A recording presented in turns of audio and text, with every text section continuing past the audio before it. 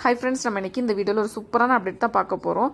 இந்த ஒரு ஜன்னலை தான் பாக்கி இருந்து சூரிய ஒளி படுறது மாதிரி. ஸோ அந்த இடத்துலையும் செடி வைக்கலான்னு தான் ஐடியா போட்டு அந்த ஜன்னலை ஃபுல்லும் ஃபில் பண்ணியாச்சு.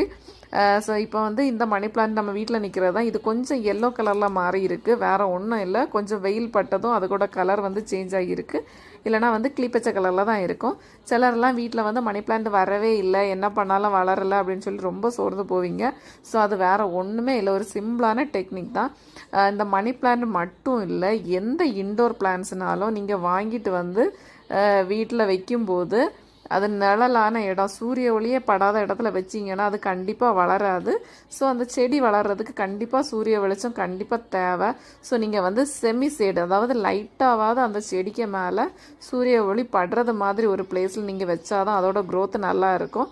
நம்ம மணி பிளான்ட்டுமே அப்படி தான். ஸோ நீங்கள் இந்த டெக்னிக்கை யூஸ் பண்ணி பாருங்கள், உங்கள் செடி கண்டிப்பாக சூப்பராக தழைஞ்சு வரும். தேங்க்யூ ஃப்ரெண்ட்ஸ், என்னோட அப்டேட்